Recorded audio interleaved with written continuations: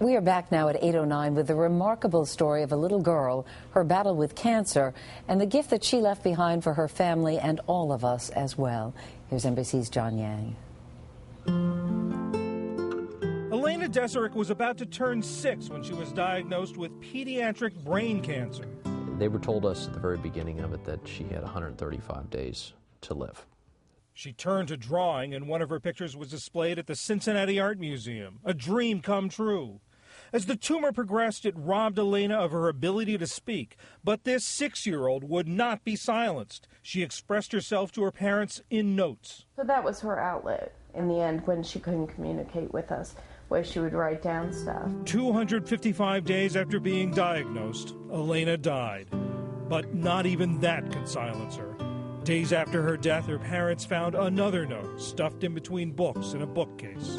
At first you look at it and you go, oh, that's very nice. And we never really thought there was anything more to it. And they kept finding more of them. We were finding them in our briefcases. We were finding them in our books. We were finding them in our dresser drawers. We started finding them in Christmas ornament bags. The messages were simple, sometimes just a page full of hearts. They were addressed to her parents, her grandparents, even her great-aunt's dog, and especially to her little sister, Gracie. Her note was a little simpler. It'd say, Gracie, go, go.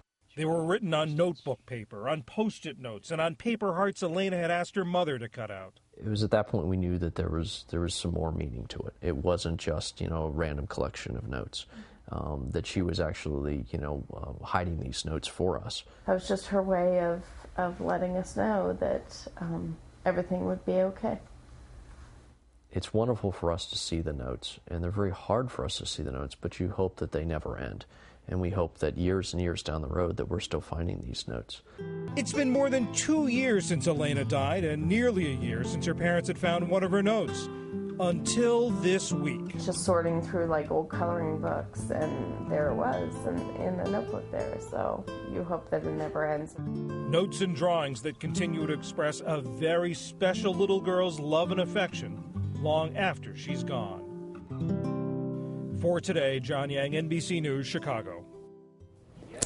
Keith and Brooke Deserick have written a book honoring Elena's memory that is filled with her artwork. It's called Notes Left Behind, 135 Days with Elena. The Desericks are at home with Elena's little sister, Gracie. Good morning to everyone. Good morning. Keith, good morning. Keith, Elena, truly a remarkable little girl to do what she did, to write those notes and leave them behind, as you pointed out, maybe as a message to you guys that things are going to be okay. Can you describe her to me? Elena was frankly a very wise soul. She was old, for her years. She really taught us a lot. She was always really the teacher to us. You'd go in her room and you'd find her books were lined up by color and also by size. She loved reading. She loved artwork. She frankly, was a teacher not only to us, but hopefully to many more beyond that. And Brooke, as you began to find those notes, each time you would discover a new one, what was the feeling like? Oh, it just felt like a little hug from her. Like she was telling us that she was looking over us, even though she wasn't with us.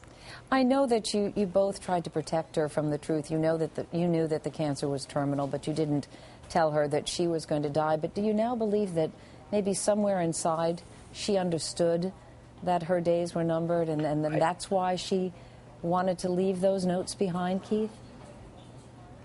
I mean, I think obviously that thought does occur to us. We want to believe, frankly, that she didn't know.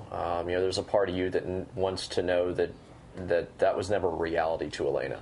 But as we read more and more of these notes, and we find so many of them, obviously it's something that we have to consider. We tried very hard to conceal it, but we can tell through the notes there's some understanding there. And how many notes have you found so far? Literally we have 3 big boxes full of them that we've kept around. We haven't really counted them, but sometimes we find them in notebooks, sometimes we find them on loose leaf papers. It's just kind of a scattering of it, but frankly, more than we can really fit in 1-2 containers. Brooke, I heard that there were 2 notes that Elena had written to you and Keith that were sealed, and that you have no intention of ever opening. Why is that? You just want to believe that we'll never stop finding notes, and I guess that's our one insurance policy is that we'll have that one note from her, and I know there's something very special in that note, but there's some sort of comfort that it will never come to an end. Gracie, Elena was your big sister, and I know that she wrote some notes just for you, including one, "I love Gracie, go, go." What did the notes that your sister wrote to you mean to you, sweetie? Well, she wrote a note for all of us that said, "I love you, Mom, Dad, and Gracie." How do you remember your big sister? What do you remember most about her? Well, I remember her by all the pictures of her that we have in the house. Yeah, and your dad kept this journal also. Oh, go ahead, Keith. Oh, and obviously that's the whole reason for keeping the journal. We wanted to try to pass on the memories of her sister to Gracie. You know, we wrote the journal with the entire idea of it just being for Gracie.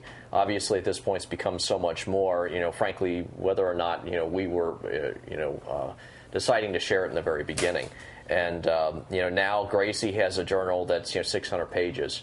Obviously, there's only 200 some odd pages that we're printing.